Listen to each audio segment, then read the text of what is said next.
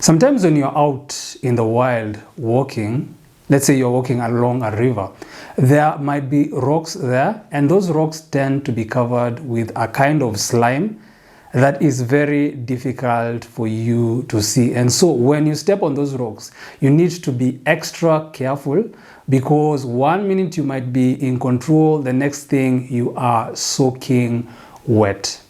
Sometimes investments go like that. 1 minute you're in control, the next minute you are facing great losses. And so you need to be very careful as you are approaching an investment situation. And the reason that you need to be careful is because in case something goes wrong and things go out of control, you are the one who is going to be facing those losses. And that is why you usually have to sign so many documents when you are buying an investment. Your signature on those documents is saying that you understand what you are getting yourself into. And so to avoid situations where you find yourself waking up in the middle of the night screaming, only to realize that you are not asleep in the first place, you're just extremely stressed about an investment, there are certain things that you need to bear in mind to make sure that you are always in control of the investment process. And I'm going to call those things 3 nevers that you need to keep in your mind at all time whenever you are investing. The first never that you need to keep in mind is that never invest in something that you do not understand. You need to understand it. Nobody else can understand it for you. And therefore, when you are approaching an investment, you need to be looking out for information that you can understand, information about that investment. And continue with the analogy of a water body. Imagine you're crossing that river we were talking about earlier. And there is nothing for you to stand, so you need to get into the water. Before you get into the water, it would be foolish for you to just walk into the water without knowing how deep it is. You will need a sort of stick that you can use to test how deep that water is before you step into it. And that is the same thing about an investment. You need to understand it as properly as possible, and do not feel foolish about asking questions. Sometimes when you are dealing with someone who is selling you the investment, who wants to do it very quickly, they might end up making you feel foolish for asking questions. However, do not fall for that. Do not fall for those feelings. Ask as many questions until you get to the point where you feel comfortable, because as I said earlier, you are ultimately the one who is responsible for that investment. And if something goes wrong, you have signed documents that say that you understand what you are getting into. So that is the first step. Ask as many questions as possible. And what kind of information are you looking at?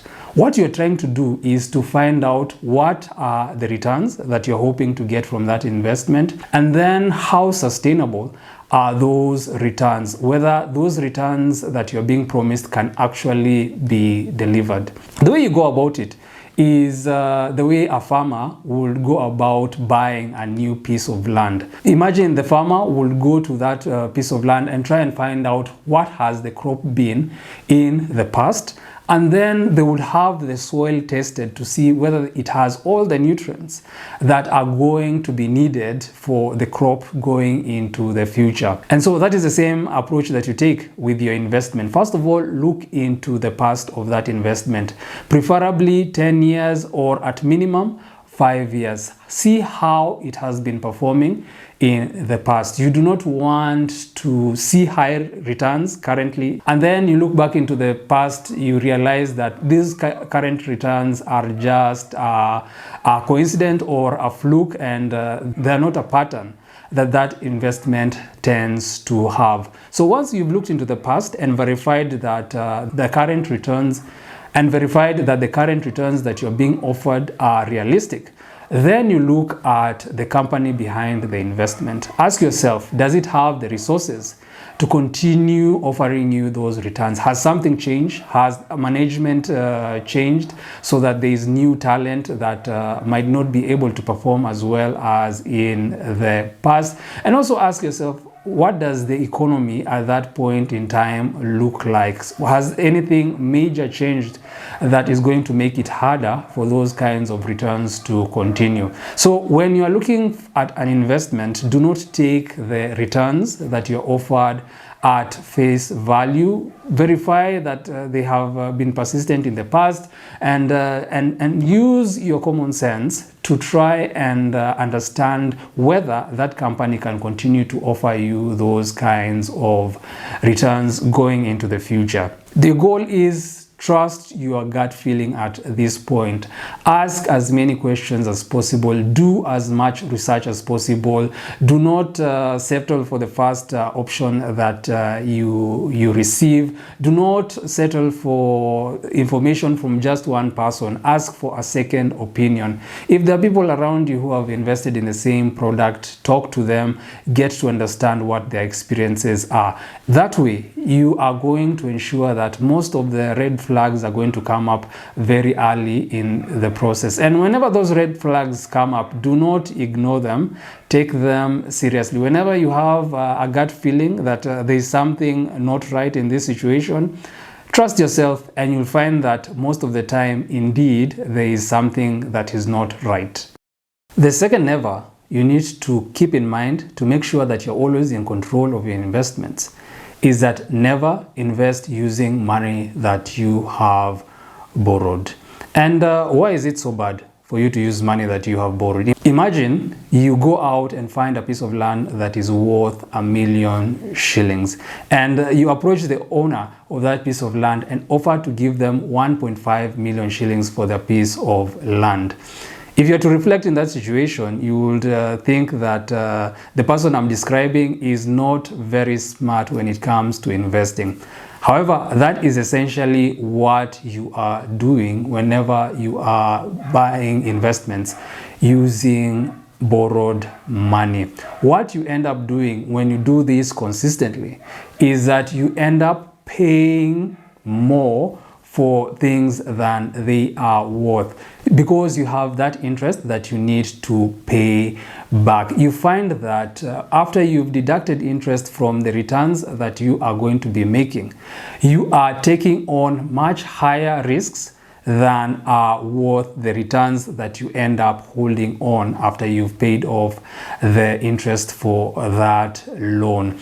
In addition to that, having a loan is going to affect your decisions whether to hold on to an investment or whether to sell it. There are times that after you've bought an investment, it turns out that it wasn't as good as you thought it was, and so you need to sell off that investment and cut your losses, because in your mind your decision is not governed by the qualities of that investment. It is affected by that responsibility you have to pay off your loan, because you keep asking yourself, once you've sold the investment at a loss, now you have a loan on top of that to pay off. So you find that in your mind your decision making process has become affected by that loan. So investing while using money that you have borrowed, while on paper it might seem like a good idea, in practice it turns out not to be the best approach, and you find that it is very easy for you to end up being out of control of your investments. The final thing that you need to keep in mind is never go into an investment without having a plan. You need to have some sort of financial master plan where you sit down and think about your goals, where you sit down and think about the kind of risks that you can comfortably take, and then you think about what are the steps that you need to take in order to reach the goal that you are aiming for. So your plan becomes some sort of North Star or a reference that you use to make decisions. So whenever you're faced with a decision about an investment, you look at your plan and ask yourself, will making that particular decision bring you closer to your goal or take you farther away from it? Having a plan is going to reduce situations where you end up doing things ad hocly and so end up being out of control. And having a plan is going to protect you from something that tends to make people lose control whenever they are investing. Often, People will come to you with hot tips about hot investments that you need to jump on immediately because of the enthusiasm that they have and because of the kind of returns that they are going to be offering you. You feel enticed and you feel like you need to invest in those things as quickly as possible. Often, having a plan is going to keep you from going in that direction. It's going to keep you from those impulsive buying of an investment just because it is hot, just because everybody is talking about. You end up not being swayed by the opinions of other people. You're more methodical about your approach to getting into investments. So having a plan is an essential first step before you get into any kind of investments. And never invest out of plan. If you feel like you are being pulled out of plan, first of all, take time to review the goals that you first of all set at the beginning of your plan, and ask yourself whether that new thing is really worth the trouble of setting this thing that you have carefully thought about. And often you'll find that you do not want to change your plan, you want to stick to it. And by sticking to your plan, you end up avoiding quite a number of loss-making situations. And so those are the three nevers that you need to keep in mind at any time you are investing. Never invest in something that you do not understand. Never invest with money that you have borrowed. And finally, never invest without a master plan to guide that whole process.